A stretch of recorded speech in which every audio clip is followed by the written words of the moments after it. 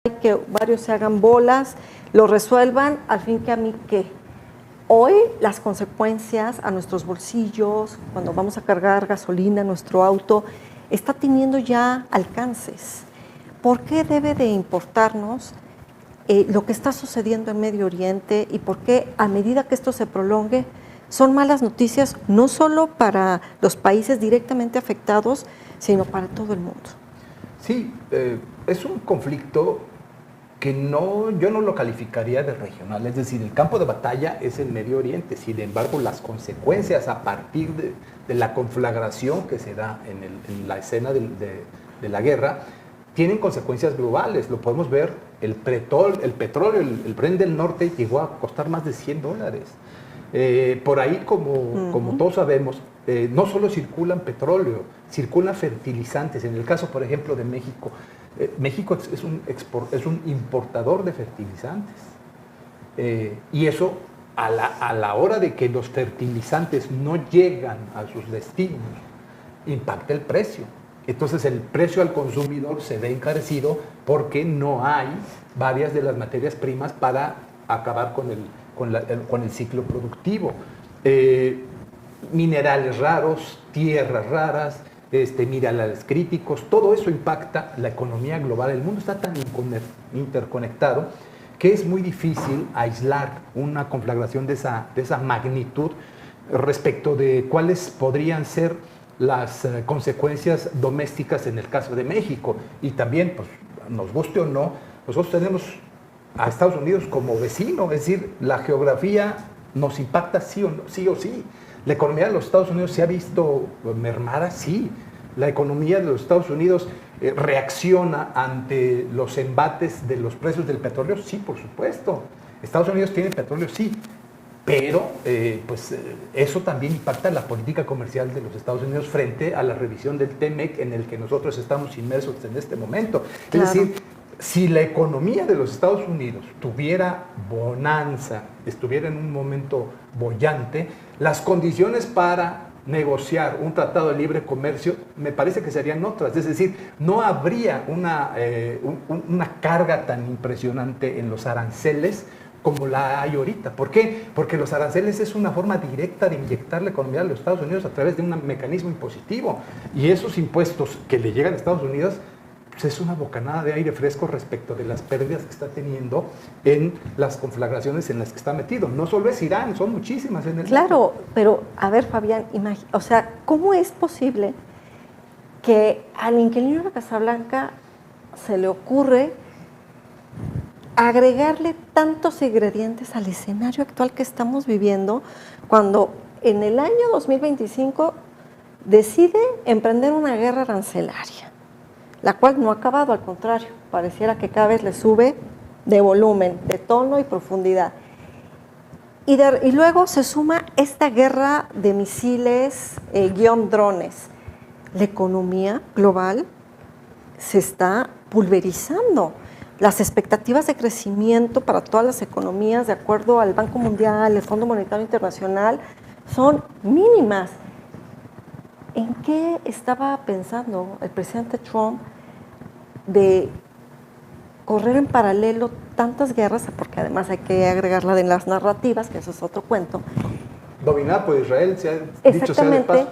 Cuando estamos a escasos meses, por no decir semanas, de unas elecciones intermedias. Se puso solito el balazo en el pie. Mira, mi punto de vista, y esto por supuesto es alimentado por diversos analistas a los que yo tengo afición de leer y escuchar de manera prácticamente cotidiana, esta guerra fue impulsada por Netanyahu. Netanyahu llevó a Trump a la guerra con Irán. ¿Derivado de qué? De todos los expedientes que le tiene guardados el Mossad a Donald Trump por el escándalo de Epstein. Más aparte que el mismo primer ministro de Israel se ha enfrentado y ha esquivado una serie de casos judiciales al interior de su país. O sea, el que le conviene más que se prolongue la guerra es al propio Netanyahu, porque eso le da permanencia en el poder. No olvidemos que Benjamín Netanyahu tenía una investigación muy seria, muy profunda, muy avanzada por un tema de corrupción. estaba a punto de meterlo a la cárcel en el Estado de Israel y casualmente el fiscal que llevaba su asunto se murió. Son de esas casualidades que uno dice, qué raro, si gozaba de cabal salud y de repente aparece muerto, ¿no? A mí me parece que Netanyahu obligó a Donald Trump y está metiendo prácticamente al mundo entero a un peligro de la Tercera Guerra Mundial. Prácticamente la tenemos a la puerta de la esquina. Es decir, eso puede escalar en cualquier momento de manera descontrolada. ¿Por qué? Pues porque los Estados Unidos tienen una potencia nuclear, se habla que tienen 5,000 bombas nucleares y pueden destruir el país persa y pueden destruir el mundo, si ese fuera el caso, pues de muy fácilmente. Trump ha dicho que tiene arsenal nuclear para destruir el mundo 150 veces. No olvidemos que el señor Trump es muy dado a hablar de un poco de más. Tal vez no 150 veces, pero sí lo puede destruir. Pero pues en ese escenario, pues no olvidemos que está China, está Corea del Norte, está Rusia, y ellos pues tienen intereses y no se van a quedar con las manos cruzadas. Es decir, estamos en un grave peligro de que haya una conflagración mundial donde todos vamos a perder. Pero, insisto, ¿por qué seguir agregándole aranceles cuando ya de por sí la economía está afectada a nivel global? La de Estados Unidos ni se diga, y falta nada para el 3 de noviembre las elecciones intermedias. O sea, el altísimo costo político que esto está implicando para el presidente Trump me parece que está desproporcionado a las decisiones que se está tomando. O sea, no sería como que los aranceles ahí los dejo pendientes, guardados en un cajón, pasa las elecciones y luego otra vez veo, o sea, como ¿por qué tanto caos cuando eso te está perjudicando? El tema de Medio Oriente lo entiendo muy bien, por lo que muy atinadamente nos explicas de acuerdo a tu hipótesis, pero si a eso le agregamos el tema de aranceles, en un año que es como este corte de caja de la mitad de su mandato, o sea, ¿valdrá la pena?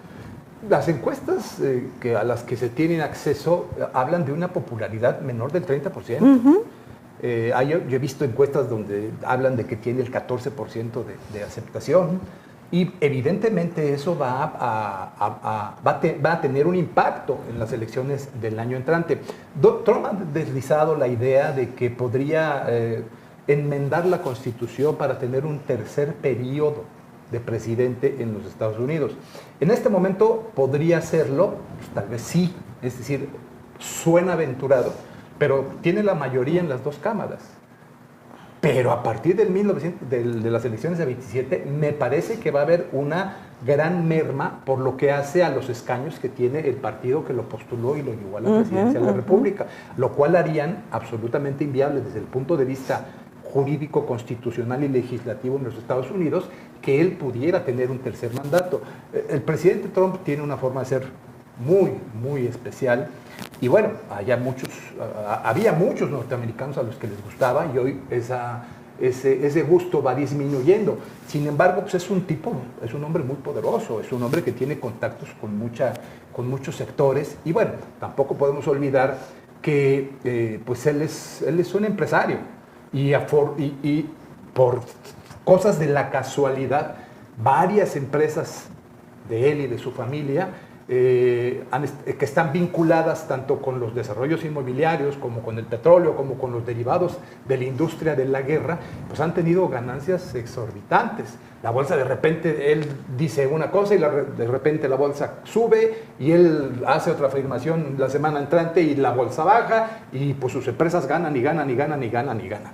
Es decir, se están combinando las cosas de la economía con las cosas de la política que tiene un impacto global y por supuesto que México no es la excepción, ni América Latina, como bien lo señalabas al principio de la conversación.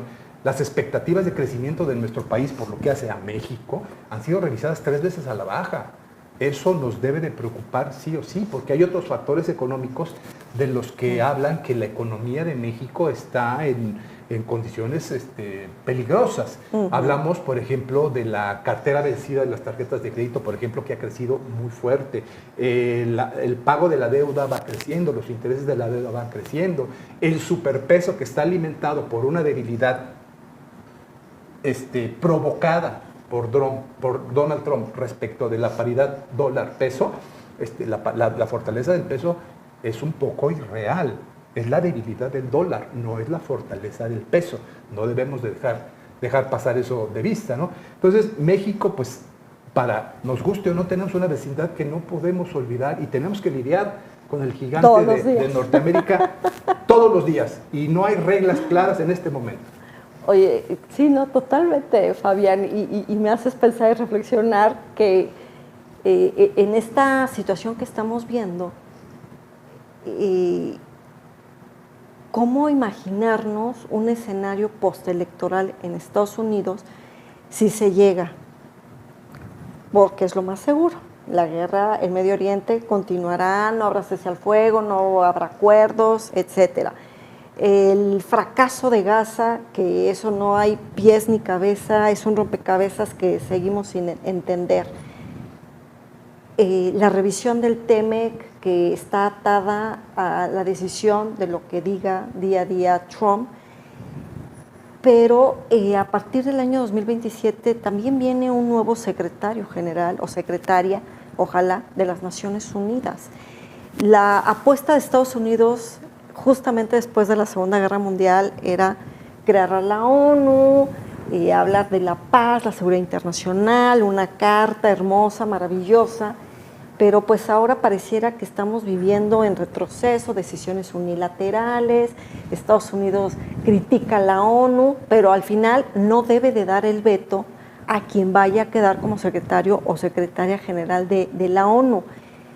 Y con a partir de enero, una nueva conformación de la Cámara de Representantes, un nuevo Senado en Estados Unidos. ¿Cómo, futureando un poco, cómo te imaginas entonces el escenario para Medio Oriente ante tantas variables que se van a estar dando de aquí en adelante?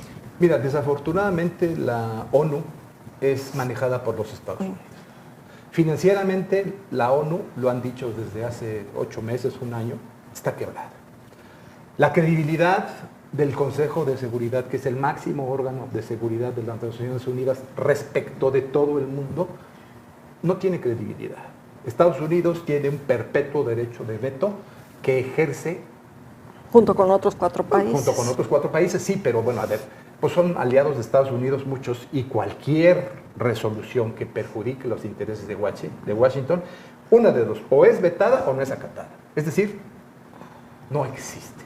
A mí en lo personal, y lo digo con todo respeto, la Organización de las Naciones Unidas me parece que es un órgano anquilosado, que tiene que ser reformado, que tiene que ser mejorado y que tiene que ir no ir con los intereses de Washington. Tendría que ser un sensor de la seguridad y de la paz en el mundo y representar a todas las culturas y a todos los países del universo, lo cual no es así. Los Estados Unidos ejercen un control brutal en los órganos de dirección y, por supuesto, en el órgano máximo de seguridad de las Naciones Unidas, que es el Consejo de Seguridad. Es un escenario muy complejo al que Donald Trump tiene que enfrentarse a partir del resultado de las elecciones. Lo veremos. Desde mi muy particular punto de vista, creo que no le irá bien a su partido. Se perderán escaños. Ya ha habido elecciones locales donde el resultado ha sido brutalmente adverso al partido de Donald Trump. Y las guerras es un gran motor. El complejo militar industrial de los Estados Unidos pone y quita presidentes. Entonces, ellos están felices, venden, producen armas de altísima tecnología. Sí, lo que pasa es de que también Rusia hace lo mismo. El Poseidón o el Belgorón pues son submarinos de propulsión nuclear que no tienen que reabastecerse, pueden estar en el fondo del mar per secula seculorum y tienen capacidades nucleares. Es decir, los Estados Unidos produce armamento muy sofisticado, de muy grandes características, sí, pero ni China, ni Rusia, ni Irán están dormidos. Entonces, se están preparando para la guerra, lo que decía en Estados Unidos Henry Kissinger, la destrucción mutua. Estamos viendo una producción nuclear y armamentística de todos los países que es disuasiva para evitar una destrucción mutua. Yo creo que sí. El que no tiene armas nucleares no es respetado. Los países que tienen armas nucleares, Estados Unidos los respeta. Pero ahorita en el contexto global, y lo estamos viendo en Irán, las guerras ya no se van a ganar con bombas atómicas, se van a ganar con misiles hipersónicos y con aviones no tripulados. Y con la apertura y el cierre del estrecho de Hormuz, porque... El de Al-Bandeb, o sea, exactamente. Es la pinza que se junta ahí. Entonces, y la verdad, Fabián, es que esto es verdaderamente preocupante, porque de ahorita de lo que decías, me hiciste recordar algo que constantemente he leído, que tiene que ver con la rearmamentización, llamémosle así, de potencias medias, el aumento de defensa y gasto militar para Europa. ¿Cuándo nos hubiéramos imaginado que Alemania, después de una Segunda Guerra Mundial tan trágica, tan terrible, lo que sucedió, está otra vez quitando los escombros de sus fábricas para volver a fabricar misiles, armas? Otros países en otra región ya están haciendo ahí su colchoncito del presupuesto, una partida para gasto de seguridad nacional en diferentes ámbitos. O sea, ¿estamos retrocediendo? ¿Estamos entrando a una nueva era? ¿O cómo es que entonces, por lo que está sucediendo en Medio Oriente, Fabián, se está reconfigurando la agenda completa de seguridad internacional per se, pero también de seguridad nacional para estas potencias medias que se sienten amenazadas por los grandes y prefieren ser cautelosos, prevenir, a verse envueltos en un escenario muy lamentable y que no estuvieran listos? Es una reacción disuasiva, y no olvidemos que desde que entró Donald Trump y le impuso a la OTAN la participación de los 31 miembros, antes 29, del 3% de su producto del PIB, ahora lo aumentó al 5%. Hubo una discusión muy fuerte con España, que España no quería participar con este incremento, y Estados Unidos amenazó por separar a España de la OTAN. Es la OTAN la que está provocando este rearme, y es la rusofobia, por entenderlo de esta manera, una gran alarma en toda Europa de que Rusia quiere meterse a Europa y quiere conquistar Europa. Honestamente yo no lo veo, porque reiteramos que Rusia es el país más grande del mundo, tiene más de 17 millones de kilómetros cuadrados. El 80% de su población vive en el 20% de su territorio, entre Moscú, San Petersburgo, la parte que está pegada hacia Europa. La parte de Asia y lo que es Siberia es el 80% del territorio ruso y está deshabitado. La parte que está hacia Finlandia, donde está la isla de Kola, que es una isla muy importante, tal vez será motivo de otra conversación, es la isla más importante de Rusia desde el punto de vista nuclear. Y está a solo 100 kilómetros, si no mal recuerdo, de la frontera con Finlandia. Finlandia ya se está preparando, pero Rusia también se está preparando. Hay imágenes satelitales que hablan de que esa parte de Rusia, donde llega el tren, que es el tren que llega a la parte más que cruza el círculo polar ártico, es la parte más lejana del planeta. Están empezando a ampliar bases militares, están empezando a ampliar complejos industriales. ¿Por qué? Porque se sienten amenazados por la participación de Finlandia y de Suecia, y más allá de Noruega, porque son enclaves de la OTAN y están, por supuesto, se sienten amenazados por lo que hace a los países del Tratado del Atlántico Norte. Entonces, a mí me parece que la reacción que está teniendo en este principio, como tú señalabas, Alemania, de rearmarse, de reconfigurar, de reconvertir sus fábricas de automotrices en fábricas de armamento, pues es una reacción porque, pues en principio, sienten que Rusia los va a invadir, se sienten amenazados por Vladimir Putin, lo cual yo no creo, porque más Vladimir Putin, dentro de la cúpula que gobierna Rusia, la Federación Rusa, no es el más radical, es de los más moderados. Hay otros 5 o 6 personajes sumamente interesantes y sumamente beligerantes que, si fuera por ellos, la guerra con Ucrania ya se hubiera terminado, porque hubieran tomado otra serie de medidas bélicas mucho más fuertes y contundentes para acabar con ese conflicto. Híjole, Fabián, siempre nos dejas pensando, reflexionando tantas cosas que estamos ahorita viviendo. Y a mí me gustaría preguntarte, porque eso es algo que luego el público nos pide, nos manda mensajes en redes sociales de manera directa. ¿Qué rol juega la geopolítica de los algoritmos en la parte de las armas? Es decir, la inteligencia artificial ya se convirtió en la nueva arma entre los países. Esta manera en que a veces los medios a través de redes sociales manipulan no solo la información, sino inclusive ya hasta se está hablando de intromisión en las elecciones. ¿Cómo ves tú esta parte digital, pero también la parte tecnológica dentro de las armas, que no nada más son armas de drones o de misiles, sino otro tipo de armas que también son igual de ofensivas y de terribles, sobre todo, por ejemplo, a través de las ciberguerras, con todos estos ciberataques que estamos viendo? Sí, sin lugar a dudas todavía no vemos cuál es el resultado de todo este incremento de la tecnología a partir de la inteligencia artificial y de otra serie de tecnologías críticas o avanzadas. Dicho sea de paso aquí, por ejemplo, el Instituto ASPI cataloga 74 rubros de tecnologías avanzadas en las que China le va ganando a Estados Unidos. China supera a los Estados Unidos con 64 rubros en ese listado de tecnologías críticas que ha calificado el instituto. Hablemos, por ejemplo, de la computación cuántica. China le lleva 150 años a los Estados Unidos, y no lo digo yo, lo dice ASPI, y esa información ha sido utilizada, analizada por el Pentágono y por varios institutos de Estados Unidos, y han dicho, sí, efectivamente, nos superan en eso. Entonces, la tecnología, los avances tecnológicos, por supuesto que van a seguir impactando las conflagraciones mundiales. Por eso hace ratito yo te decía, a ver, el ejército más grande en proporción, aviones, portaaviones, es Estados Unidos, sin lugar a dudas, pero las guerras ya no se ganan así. Claro. Lo estamos viendo en Irán.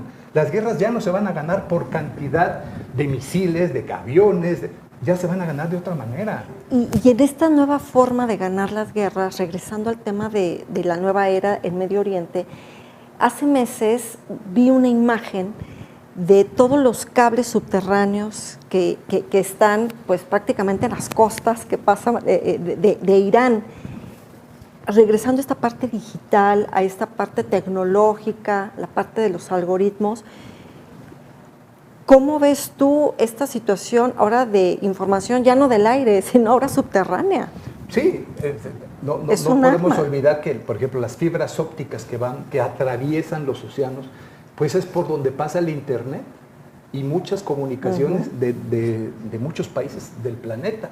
Eso a mí me parece que va a tener que reformarse porque, pues, simplemente, y lo ha dicho Irán, podemos cortar las comunicaciones de muchos países y de Occidente cortando los cables que pasan por nuestro territorio. Tampoco podemos olvidar, por ejemplo, del Nord Stream, que no se refiere al tema de comunicaciones, sino se refiere al tema del petróleo y del gas, el suministro del gas. Los gasoductos. En fin, por supuesto que el tema de la tecnología es sumamente importante. Por eso China ha estado muy avesada y muy preocupada y ocupada desarrollando tantas tecnologías críticas, en el sentido de que saben ellos que el futuro está ahí. China está lejos de Estados Unidos. Estados Unidos ya no es el hegemón, reiterando, no es el país más poderoso económicamente del mundo, no es el país militarmente más eficaz del planeta. China ya le ganó esa partida. Ya hay una reconfiguración en la geopolítica mundial y que por supuesto impacta a todos los países.